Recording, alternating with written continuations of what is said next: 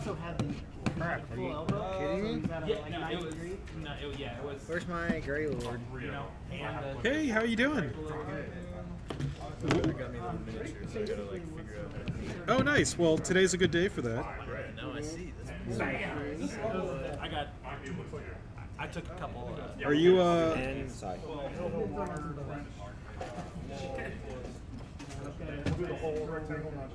Are we live? Yeah. Okay, cool. Hey, everybody. It's me, John, and I'm joined by Mark here. Yep. Sorry, and we are working on some models today. I am trying to do some edge highlighting on these Imperial Knights. I am trying to work on a pre-primed dust model, see how that works. I'm experimenting with that right now. Looking for paints that I can't seem to find. Check in mine if you're looking for Dawnstone. I think I picked. The P3 is a great little. Yeah. However, my paints were left in the cold and have received a bit of damage. Is that? You think that? Yeah. Let me get it to where it's not like blended. You think that's a good match? It looks pretty good. You might want to dab it on there. So it's an interesting thing that we're going to be working on today, trying to color match something that we don't know what it was painted with. So do the under chassis, right? Where yeah, we can experiment. Okay. Wait for it to dry, and then yeah. So a big thing, especially when you're trying to like color match and all that, is wait for the paint to set because the colors can change pretty easily. So yeah, I'm gonna pull out my phone and get the stream going so I can answer questions and such.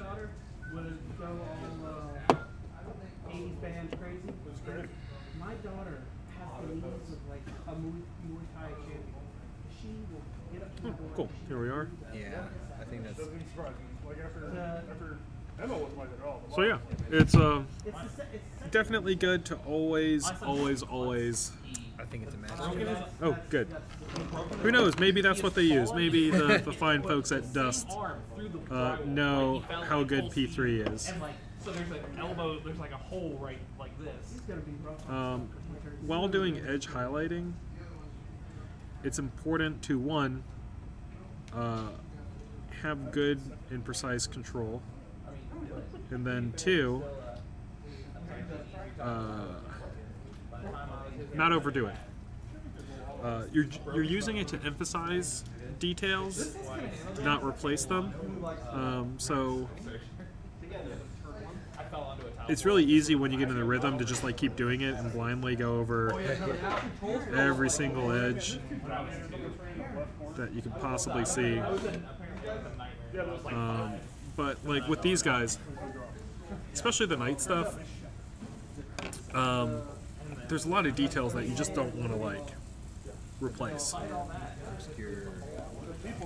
What nerd? Oh, thanks, John. And Ross, hey. This was all done like initially with airbrush, so it was really easy to establish in the transitions and all that with the paints. What John's saying is he cheated. Yeah, I mean, in the painting world, sometimes it feels like airbrush is the quickest you can get to cheating. I'm not gonna give John crap about. He's currently teaching me how to airbrush. Yeah. And I just immediately asked him, like, why have I been doing this any other way? It reminds me of that Badman short, yeah. where it's just like, oh, that's what a gun is. So. It's like every paint you're using is just a spray paint can. Yeah, so I mean, like airbrushing solves a lot of problems that you can have, and with this, the edge highlighting part, I'm doing this before I do the final detail wash with black. And the reason why I'm doing it this way is if I go a little too aggressive, or if I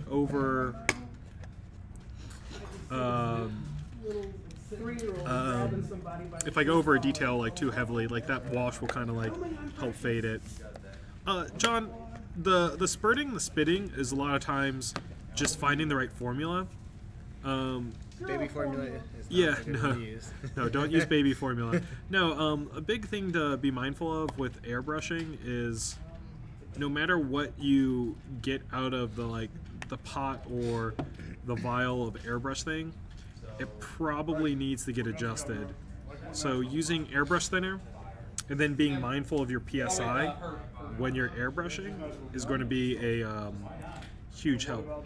I usually put a little bit of airbrush thinner in each one of my wells, the gravity feed, before I start airbrushing.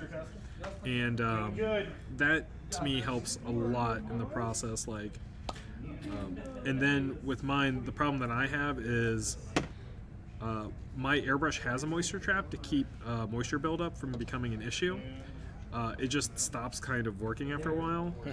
And so I figure it's the same kind of problem that I have with the spurting and the splattering, and that's me not knowing how to properly clean it out or fix it.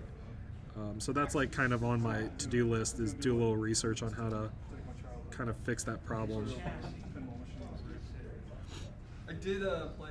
So yeah, right now I'm doing the little head plate pieces for Imperial Knights, and being mindful that a lot of this is going to be covered up by the back piece, this guy right here.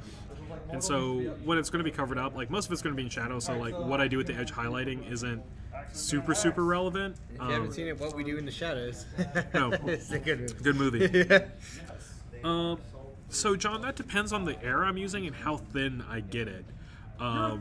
It takes a lot of adjustment to figure it out, but normally it's between 20 and 30 psi. Sometimes I have to drop it lower or higher depending on the consistency of the paint, and the consistency varies just because of the pigments, and especially if you're doing metallics and things like that, that can become a nightmare. Just to kind of change things up, I'm going to start lining one of these the carapace pieces. Normally I try to just assembly line one piece all together, but I'm kind of getting anxious on how to figure this out. And this, to me, I have to be much more careful with lining it than the headpiece I was working on at the beginning, and that's because of just how prominent this is going to be on the model. And so I started this with The best intentions. yeah, the best intentions. I started the base of the carapace with Cantor Blue, and then I think the recipe called for Calgar Blue, but they don't make an error of that, so I did it's Sky Helm Blue or something like that. I can't remember what it was, but it definitely looks nice. It's got that rich blue that I was hoping to get, and now I'm doing the final kind of edge highlighting with rust gray. So, John, I have a quick question. What's your quick question? If I wanted to do a camo pattern on this, what's a good way to get it on there? It depends on how you want to do it, but a lot of times I'll recommend, we have some masking tape, but masking off different patterns and doing a thin, with camo specifically, you got to make sure your paint's thin, because if not, the texture that you're going to build up by doing multiple layers of camo will become really apparent. Yeah. And really gross. Kai, did you have questions about painting? Yeah, come join us. Pull up a chair. All right. We'll talk your ear off about painting. You'll be like, man, I totally didn't expect this much. That's good. That's what I want. Yeah.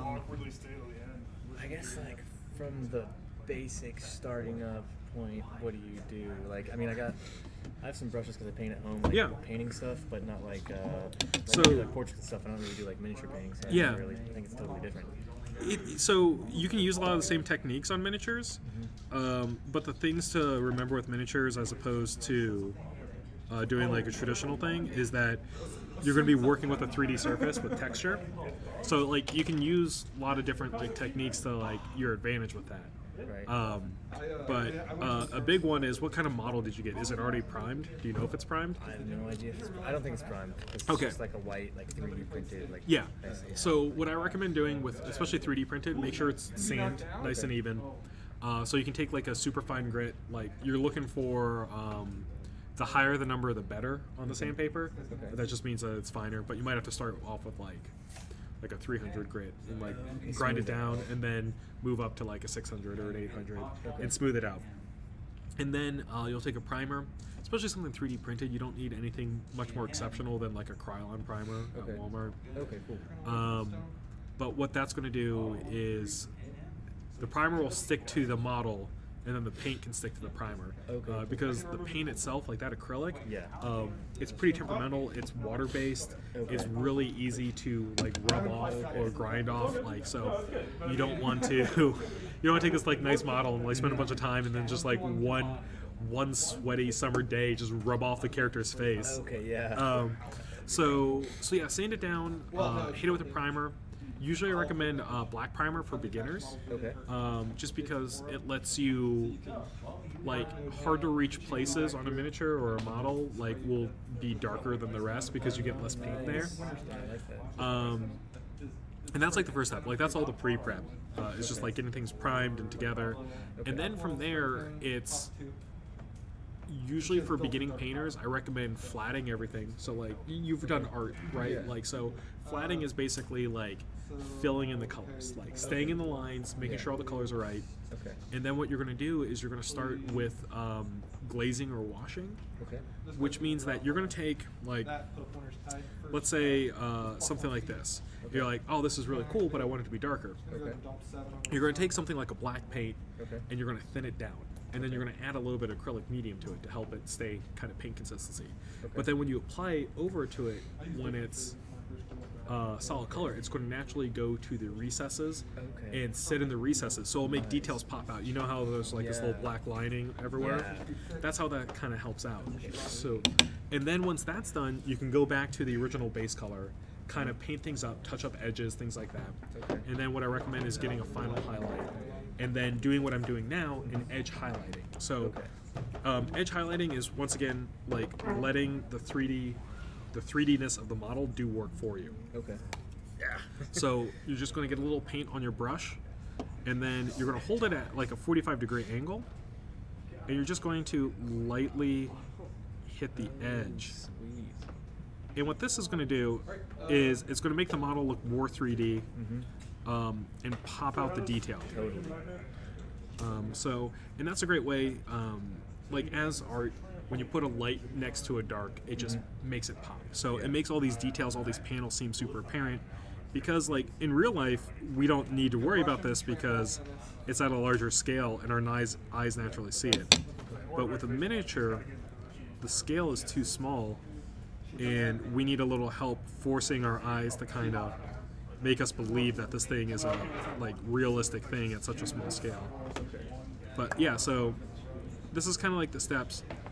And after that, like if you find that you like it, like I find it super therapeutic to do minis and all that. But you find that you like doing the mini painting and all that sort of stuff. There's a lot of other techniques. There's stuff called like two brush blending, where you'll take like a very like liquidy paint, apply it, and then you'll take a brush that doesn't have any pigment on it at all, and you'll use that to kind of forcibly blend the paint with like the mid-tone and all that. So there's a lot of cool techniques. There's like dry brushing, where you're going to remove most of the paint from your brush, and then when you apply it over something that has a lot of texture, only the raised portions of the model are going to pick up that paint because you have so little on your brush.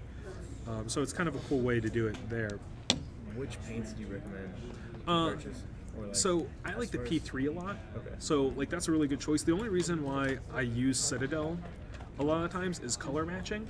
So like if I have a commission where someone's like, hey, I really want it in these colors, I'm obviously just going to buy those colors because you know that's what he wants.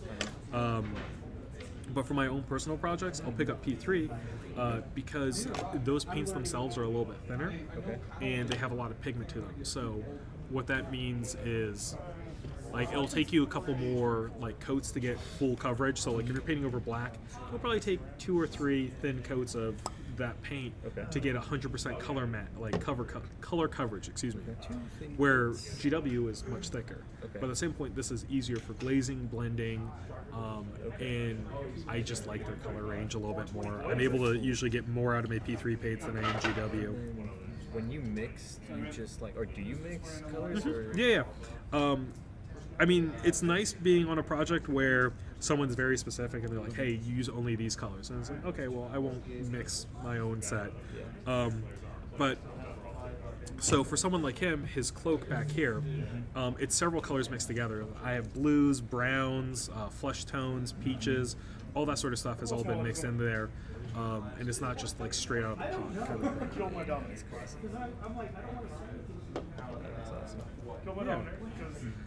And you know, getting good at painting minis doesn't take a lot. It's just the same as anything else. Like once you get into it, you just practice, and you'll get there. And there's so many guides on the internet that finding something specific to what you want is really easy. So like, let's say the mini you're painting is like some fantasy dude and he has like a fireball. Like all you have to do is like YouTube like how to paint fireball, and like you'll find a guide there. And so like finding these guides and kind of painting by number for those guides is a great way to get started. And then once you kind of like learn the effects, it's the same thing as like cooking. Like as soon as you start learning the basics and how to like do these things and how to make glazes or blends or whatever, it becomes really easy to start like doing your own thing and making up your own rules. But until then, following guides and things like that is just a great way to like get nice looking figures. As far as the Krylon primer goes, you're talking about like a spray paint kind of thing, right? Yeah. So most how primer. Far back do you spray it to like not get like? Actually, I just taught Emily this the other day. But I hold it 12 to 18 inches away. Okay. And make sure the temperature while you're priming is like mid 60s to 70s. Okay. So priming outside's bad. Okay.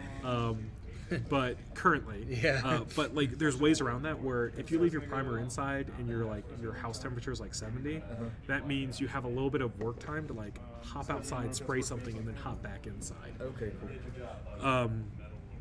But you're gonna shake up the can, and you'll shake it up for like about a minute.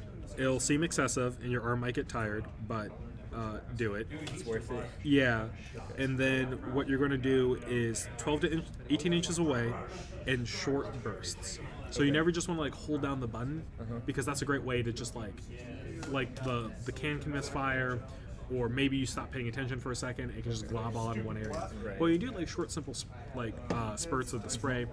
It ends up like keeping the coverage a little bit better, and like you have less of a chance of getting it like everywhere or clumping it up, I guess is the problem. But the nice thing is, if you mess up on your primer, all you have to do is like you can go to Kroger or Walmart or wherever and pick up something called Simple Green. Okay. Just leave the miniature in there overnight, pop it up afterwards. Oh god, what do I have? Oh, paint, good. And then scrub it with like an old toothbrush, and then it will take off all the primer and all the paint. So like, it's one of those things where it's like, don't get stressed out about maybe not painting. Like, don't worry about it being perfect for your first go. It's going to get messed up. Don't worry about it. Just like get paint on the model, learn from it, and like 6 months, year, 2 years, when you get it to be better painted, you're like, oh man, I should probably repaint this. Okay. You have the opportunity of coming back and redoing it. So nothing with these minis is really permanent. unless you destroy the thing. Never use acetone in plastic models. Oh yeah, don't use acetone. Okay. Sometimes people say, oh, you can use acetone to strip paint. You can, but if it's a plastic model, you will literally melt them off. Wow. All right. Well, that is very good to know. Yeah, that happened with me. My friend gave me a bunch of models, and they're all metal. And so I was like, oh, I can just use acetone. What I didn't do was take them off of their plastic bases. And so when I pulled them out of the acetone, they all looked like tar monsters because I put them in upside down and their bases had melted over the top of them. That was fun to clean. But yeah, besides that, it's pretty easy. Yeah. How long do you usually wait in between like coats? Until it's dry is like unfortunately vague, but what it is. Acrylic paint sets pretty quickly unless you put a slow retarder in there. If you put a slow retarder, like you'll have to wait like 30-45 minutes. But a lot of times, like by the time you're done painting one area, you can move on to another. The catch is when you use glazes or washes, those like super thin down like things to coat over to give you those shadows. They can take 45 minutes to an hour to dry, unless you take like a hair dryer to them. Okay. Hair dryers can totally work. But with plastic models, you have to be mindful because like sometimes you can accidentally like warp your model to like they won't melt, but they'll warp. So like a guy who had like a super straight pointy sword will have like just neural. So you probably don't want that. But yeah, it's pretty easy to do. Like I said, I'm getting Emily to paint her first model. Right now, and I mean she's taking the reins of it. It's kind of cool. She's doing an Archaeopteryx, like a bird dinosaur. So yeah, but yeah, so she's been learning, and it's, I mean, like she has a background in art, so she's picking it up and just knocking it out. Head home and see if I can knock it out myself. Yeah. Always feel free to like message or call us or whatever. Okay, cool. We're happy to give advice when we can. Thanks. No problem, Kai. I just thought I'll wash a little blue, get that in there. I'm trying to do a lens on the machine gun. Oh, nice. Oh, that's looking good. Like from back here, it looks perfect. I'm gonna water down a blue to give it a more of a blue tint. The nice thing is that if you ever need to really get something looking bluer, you can always just water down the blue and treat it like a wash. Just be careful where it ends up. Yeah. Then activate siphon, then feed. The guy can get the armor, then he doesn't activate, therefore it just takes damage. It is possible, not highly used. Go back and What's up, man? Hey, how you doing? I'm just showing you what I've gotten. Oh, nice. I'm gonna do this. This is gonna be a plain Space Marine head, and then once I... What's funny about this program? Look at this. You can't do the symmetrical thing. Oh yeah. So... What are you using? Procreate. Okay. But on this one, I'm gonna do the symmetrical wings. Yeah. Right here. And then I'm gonna transfer it over to Procreate, and then lower the saturation, Yeah. and then trace over and do a final one. Nice. I'm gonna have like those servitor skulls, and then those babies with wings, Nice. flying around as well. cherubs. So Well, that look awesome. hopefully I'll be done with it soon. Cool. When are you guys wanting it done? Do you guys have like a date? No, we don't have a date. Okay. We're probably going to do something for the campaign, though. So this might be for the campaign itself. When does that start? Oh, we just put it up. I think it's the 14th is when it gets started. 14. So you don't need it for that date. It's just like hey, I'm in the campaign. Like I want to have a shirt to like A signify. 40K shirt. Yeah. With this skull, not the skull, but the Space Marine, do you want to like half chaos, half loyal, or like all loyal? That is up to you. Okay. Yeah, no, it's fine. It's looking great so far, so I totally trust your decision-making abilities. It's fine. It's just a lot. No, it's fine. It always shakes. Always shakes. That thing's flimsy. Yeah, that's why they normally have like sandbags to prop them up, but John Caspian stole our sandbags. The monster. Is he sandbagging us? He's de-sandbagging us. The monster, right? Oh, you're focus 8? Gotcha. Okay. Yeah, so on average you do 20. You do 60. Yeah. But you have size of 40, so Painting a searchlight. It's good. The internet has been one of the greatest things for. Yeah, like 6, 12. I envy people getting into painting now as opposed to like 10 years ago. The amount of resources and help that you can get. On my way back from lunch, in my car, I just queued up and listened to Dallas Kemp painting the new Ashland. And even just listening to like the techniques he uses and like what he does to like get the right paints and saturations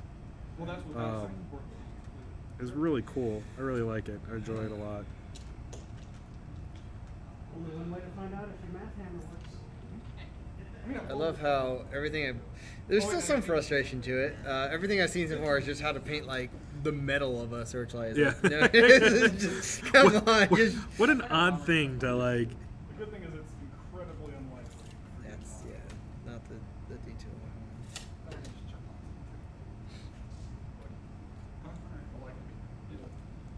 Alright, so we're going to go ahead and get the Doonie knot out of the way. They're going to go ahead and move a little bit. They're going to go ahead and move out of the way of the stone. Miniature. There we go. And I'm going to go ahead and put some puppet mask through it. oh my god. Just all I want is a decent guide to paint. We're just gonna make the center of the searchlight. So I'm not sure if you, Mark, do we have a pen over here? Like a write down pen? Mm-hmm. So I can show you on the back of this real quick. I can show you with paint. All right, let's do. All right, Mark. Yep.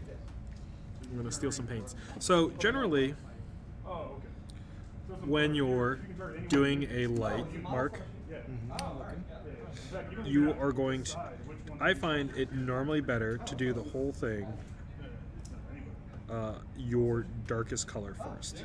Alright, it's better than I thought. I already knew it was really good. So you're going to paint that guy dark, and here I am just constantly trying to work to that perfect circle because, you know, this is helpful. All right, so make sure that that's painted nice and dark. These two are going to stack the movement. And what you're going to do is you're going to take your next highlight and you're going to come in from the bottom of it, and we're going to go over the science as to why in a second.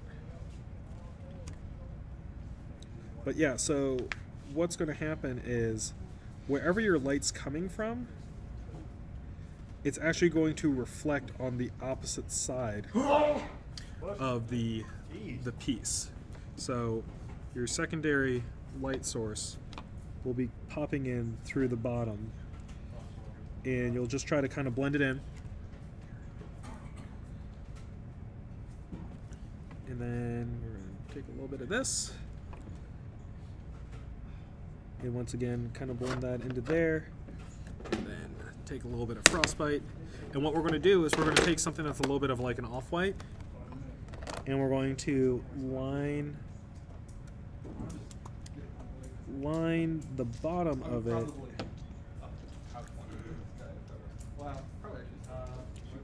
And then come in with a white here. Alright, so we're going to do some CRAs. These So, here, based off the guy's aiming, measured all of them, they're good. All of them except for this guy. and then you can do that. Boop. So what happens is the light enters in through this way, gets refracted through the gem, and pops out this way. Yeah. So the light's actually, like, it's going to be darker towards where the light source is, lighter towards the bottom, and pop out this way. And if you're doing a searchlight, then for, like, if you want the light to look like it's on, Yeah. paint the whole thing white and then start doing glazes over everything. Fine. Do that way. It's what I had already done. I basically put yellow on the outside, white on the inside, and then glazed it over to make it look like it was fine. Do things the correct way. But no, and then I did your way for the lens. See? Good. Nice. These four. John R. Good teach. Yes, much learned. He doesn't have fire. Oh, good. That is molasses. 2-man CRA because they screwed up. So you're doing 8. That's cool. Would you like to pop that? My heart is sweet as bacon, child. Because apparently somebody's trying to schedule them on Sunday. Very high odds. Axer's gonna go ahead and activate. He's gonna go ahead and act. Well, first he's gonna left. Mulch.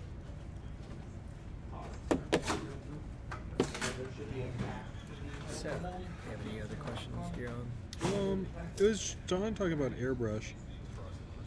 I would love to do airbrushing one of the streams, but unfortunately, like, with our current setup, it would just be, yeah, the gargled noises of me trying to talk over the airbrush.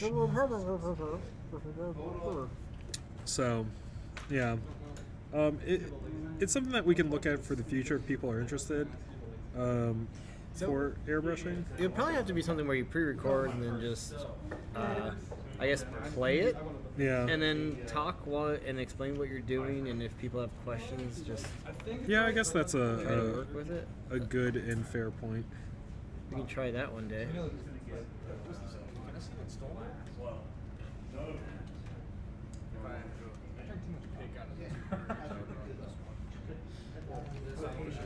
So like I said, when doing this sort of stuff, the edge highlighting, like, the inclination is to make sure you get every single raised surface or anything that has an edge to it, and just do it. But I am trying to fight that urge.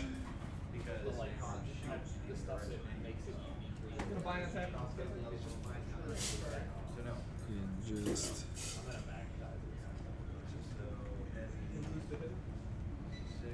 Alright, here we go. I guess we can make a little bit of advertising. We have our swap meet tomorrow. Not tomorrow. Wait, no, sorry. I always get the days wrong. Swap meet on Sunday. Sunday. I no longer have any grasp of what day it is. Thanks, vacations. Yeah, thanks. Pretty much. So do you think a normal gloss or just a regular wash would be best for this? I think normal gloss. Like, I'm really liking that. That stuff terrifies me. Alright. But I believe you, John. I believe you. Who knows? For those who don't know of my recent love of Nuln Oil gloss, a lot of it is because of the fact that it has that gloss medium in there, which means that the surface tension for it is much different than a normal paint, and so it slides around a model, which means that there's less staining on most models as you're painting with it. Stone's gonna go and activate. Move up. So, hooray for paint on thumb. oh yeah, They're gonna miniature they're gonna Bane. use +2 cold damage, and a week of the stone, so I can But since we found what the base color is, she's gonna go ahead and activate. She's gonna target him, channeling for bolt. yep, Terry, it's a lot. So now That hits. He's quick stationary. Sure. There we go. There's the light and the scope. Oh, nice, yeah. I think I need to get a little bit more white at the bottom. Alright, so Someone, while I was watching Dallas's stream, someone's like, how do I paint galaxy effects on things? Oh dear God.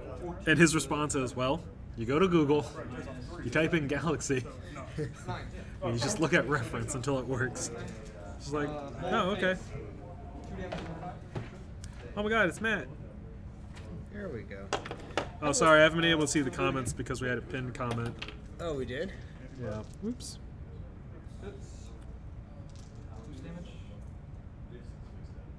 Okay. Not that many comments. Just Matt watching us. Hey, Matt. Wait, which Matt? Hey. That guy. That guy that's over there. No, because she has about a 92% chance of getting that. So much math going on the table behind This us. is irrelevant. No, it's not. Yeah, because if you stationary me, I just said that. Oh, yeah, That's what I'm thinking. So when you were talking about that, I was like, yeah, that's irrelevant. Because that's literally never going to happen. I forgot about that. Because you have to get 72 boxes. Oh, yeah, no. But so you can't hard. You just lose more. Oh, yeah, no, I was planning to try it. Not what, just to see how it works. Comments? Oh, thanks for the comments, Chris. How's your converted Dracodile looking? Awesome from me. Yeah, I wasn't sure if you had any updates. Well, I saw it. I was actually going to start using that then, and then put it So, me and two of my friends are each converting our Dracodile in a different way. Chris is cyborging up his Dracodile, which I think's the coolest thing. Still not bad. I think it's hard for me because you guys hit so hard. I do appreciate that Chris is everything else. Although what I could do is I can Especially because he does an amazing job of it. Yeah. If you haven't seen Chris's conversions. Ooh. Do you have any photos you can put up on stream, Chris? Bulk kills one of these things relatively. Not two of them, unfortunately. Well, maybe not relatively easy, but it's doable that he kills them. Yeah. But he's got especially since they violence. There we go. Alright, I think I finally got it where I wanted it. The scope. Yeah, no. Oh, nice. Yeah, that looks great. Yeah, I forgot about. Oh, yeah. Thanks, Spiky Bits. I really do appreciate any sort of shout out or media reach or anything like that. Yeah, no, Makes me feel all warm and fuzzy. I completely forgot. And, you know, Pump Master obviously helps because the first roll was shit. legitimizes I mean, it was a little better. me doing this almost every week. 50-50, but I think it was more like 60% off. Because I think without Dark Power and without Puppet Master, it was about 50. It was 50, right? It was average. No. Average. I agree. That was average because I overkilled you by a lot. No, because you're only using that for the stuff. Yeah, that's all. You have to take this into consideration first. Like without being able to channel, nothing else. Well, no, but Dark Power isn't what lets me channel. No, I agree, but killing this person, that 50% was a big deal. Oh yeah, no, I agree. Your entire assassination rate came Oh, out I at one. completely screwed botched this. These guys should have. I completely botched this. So, Mark. Yes. Why are you painting that model? So we do have a league that's about to start for Store's Dust Group. There we go. And it's being led by our ever-talented organizer and volunteer, Jim Goodine. Yeah, Jim. Yay, Jim. So what he's done is he's basically drummed up so much interest in the game that we're actually having like everyone ready. We had Gabe. Yeah. It's like Rose. Rosario. Is it Rosario? I think so, but yeah, he came and he bought the two-player starter last night. Oh, that's fantastic. Oh, Yeah. I'm so happy. I love Gabe. Yeah, so he's gonna try to crush me with the Russians. Da. Yeah. Like, is he doing like what? Does he have a branch of Russians that he's interested in? Or? I'm not certain, but I do know he has that atomic. Oh, he got the hero. Yeah, That's right. He's the one that got the hero from Dust Day. Yeah, that's right. The LE guy. And but hopefully I can crush him with this guy. And so this is. Well, I don't put. Here, if you wanna hold him. If I'm not going after you, You can't. No, too far. Too far? Yeah. There we go. This is the guy I've been painting. He's pre-primed, and I've basically just been get base coats, but I wanted to focus on the, there we are, the searchlight and the lens. It looks kind of blurry, I think. Yeah. But anyway, it's got a telescopic lens on the machine gun and a little searchlight. But a guy can pop out, shoot some infantry with the machine gun if they get too close, and then if they get too close, he can't use the other weapons, but he'll shoot a barrage of rockets at pretty much anything that tries to threaten the army. I've dealt with Steel Legion too many times to where just watching them make every single save, and this guy will do a good job of preventing that. But right now I'm about to start researching how to put on some camouflage. So it came pre-based, or pre-primed, I should say, and so right now I'm going through the model, picking out where I want metal to show through, but I really would like to get a nice camouflage pattern on this guy. So I'm looking into like, what's the easiest way? I'm worried masking tape will get what I want. So what I recommend with masking tape is it's great for geometric patterns, terrible for organic, right? Yep. Like, that's just the nature of it. Now, if you're looking for geometric, you just dull coat the model as soon as you're done painting, and you come back and you put some masking tape on it after it's dried. Make sure it's real dry. And then you just start like painting. Like I was saying at the beginning of the stream, like you use like a super thin wash and all that, and it ends up being like pretty easy. I was doing that with the shoulder pads with the Knights. I hadn't done that before, but it was really good. Give that a shot. But yeah, I would actually look up like German camouflage, like World War II patterns, and go from there. Just, you know, you're doing something semi-historical, why not like run with it? Semi-historical. You know, not Nazis. They ousted the Nazi party. Yeah. For the Swedish chef party. Yeah.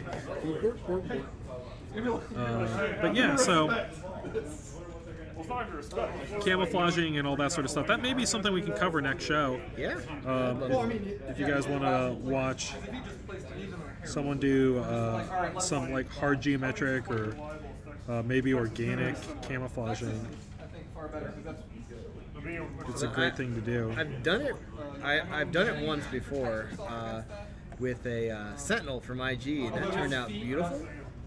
Yeah. Actually, run and grab real quick, but Sentinel was one thing, had a lot less to cover. This has movable missile launchers and everything, so I'm a little more worried about just messing up the paint job. I'll grab the one I have. It's not even defense 16. I mean, because you have Pop Master. Like I knew the figure you had, but I also knew you were going to hit me with rusts. So the likelihood of you rolling 2-1 is pretty Oh man, doing these edge highlights really pulls the model together. She's Series 7 with this guy. Dark Power. So this is one I did when I was trying to start Imperial Guard. And what I did is I primed it one way. I kind of cheated with it, but I had a brown primer and a green primer. What I did is I added silly putty to the sides. Guess that's a way of making organic shapes. Yeah, and so basically I just primed over the silly putty and then peeled it away and got the look I wanted. So when I traded away my Imperial Guard, I kept this guy because I just liked him so much. And he also has a non-legal weapon because I converted the flamethrower to a melter. Which, I don't know, maybe 8th edition it is possible. I don't know who I would say. But that's my little pride and joy from my Imperial Guard days. My 3 weeks of it. Yeah. My idea was to run as many Sentinels as possible. That definitely seems AdMech's territory now. Yep. Who have natural eyeless sight and Can't even touch AdMech on those grounds anymore. And a lot of factions that have those naturally don't have ways to hand them out. So like Legion, just like all our beasts have Pathfinder with like sight. You just like, oh no you don't. And Oh god. they're like, well, No. we have to give this out. Thankfully, that'll be an easy fix, but my elbow slipped and I smudged a little area, but it was in like the crevice of the model, so it's just like, alright, cool, I'll just blackline that again. Whew. Crisis averted.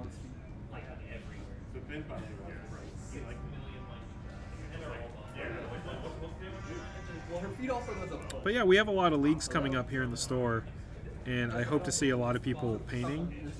And one of those leagues, you know, if you can, I think when you break it down, is actually a league in itself. Is David's 1 week? Yeah. 1 mini a week.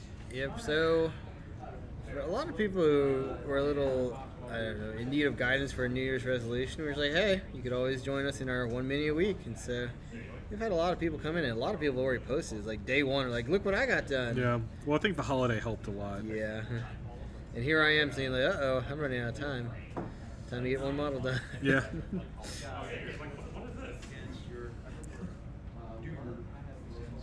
so there we go. And we'll do that. I might try to look like, give the rocket launchers a soot look to it at the... Yeah. Oh yeah, that'd be great. Alright, and I guess while it's here, I'll give the machine gun a wash as well. Yeah, for all the Imperial Knight stuff that you see, this was all airbrushed beforehand. So now I'm just coming in and doing just the edge highlighting. I did some black lining on most of the stuff. I'll be coming in and doing some washes after I get all the metallics established. And then just general details after that. And then decals. I'll probably do a decal stream next week, because hopefully that means I'll finish up all the panels and just have decals after that. I'm going to test the gloss coat on the part of the top of the cockpit. See how well that makes the detail pop. Then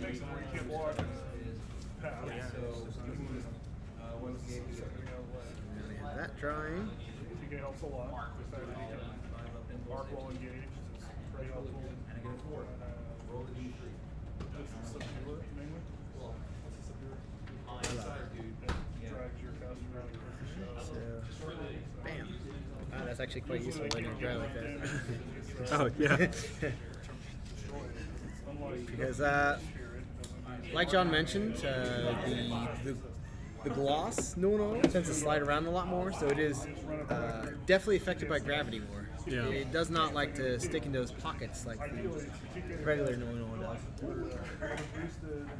So you have to be careful if you're going all around the model. You might have it start to pool in places where gravity drags it to. Which can be a bit of a problem if you're not paying attention. Yeah. Definitely worse. Alright, so... What do you think about the like the quality of that model, like pre-primed and all that sort of stuff? Pre-primed, I've had no issues with it. I mean, well, also the pre-assembled. If you are gung-ho about having a flashless model, you'll have to go over it again. Yeah. But I'm trying to be a little more casual about my dust. Makes sense. Yeah. And so I'm not too worried about the flash. There's been a few things I've cleaned up, but for the most part, I would just like a tabletop ready army. Yeah, there's only so many armies you can like do to the nines and be effective with getting everything painted. So I'm excited. Like my Dusk Cthulhu, like it's pretty much like as soon as I'm done with the details, I'm going to gloss coat it and then probably like do like a quick wash and call it a day. It's also nice the fact that it's not that many models in itself. I like that she's good. All right. Should have specified tank camo. But yeah. Reference and research can go a long way for any project you're doing.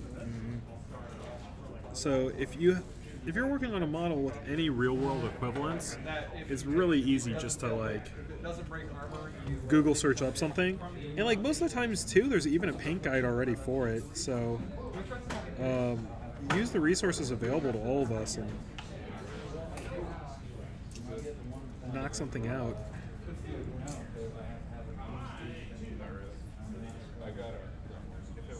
So I think I'm gonna use the Frostbite Blue. Yeah. And I'm gonna try the idea of taping off the model. I have an idea. I would definitely recommend dull coating it. Dull coating? Yeah, dull coat before you use any tape because. Oh yeah. Why he waited until literally a day after the list return? That's why. That's okay. I just won't spend my entertainment budget for a month. I'm honestly aggravated because I was like, oh my god, my fire like I don't care how easy they are to trap. That's literally why I think so.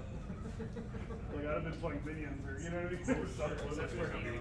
Yeah, I've been dropping like jog S you know what I mean? Like, but now I'm like, nah, I better make this better. Luckily the siphon list is significantly better than it has ever been.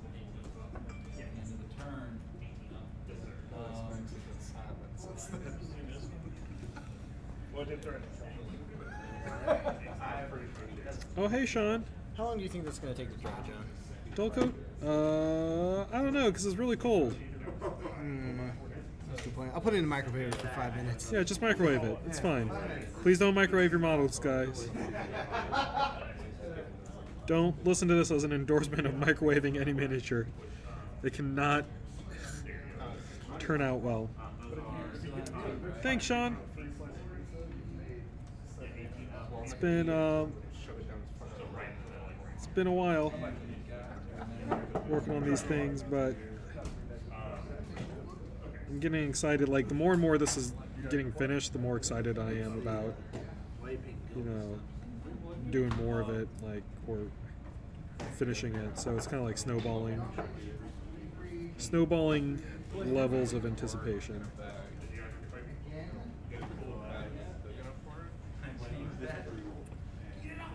So yeah, just working. Yeah. You wouldn't know anything about that, would you, Sean?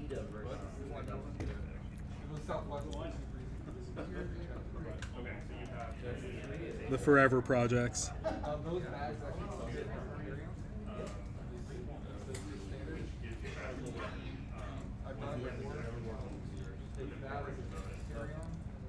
Sean, you need to start like carving on your wall like an inmate every time you finish a Space Marine for someone else.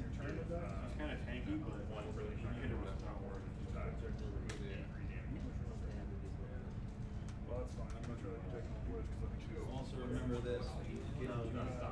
Well, they say never works. Automatically, if it's all Yeah, it is going to take a bit to dry. Yeah, thanks cold weather. Yeah. Why can't it be summer where outside is a microwave?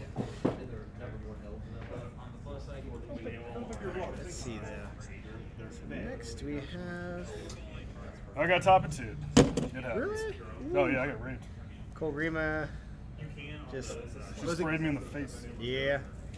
That range 12 spray. Feels like range Or not infinity, range Rob. 12, well, see what? It's threat like She moves. Super happy it happened here. Now I'm telling you, if I play against trolls at the ATC, I'm gonna beat the shit out of them. I'm not falling for that again. Fool me once. Yeah.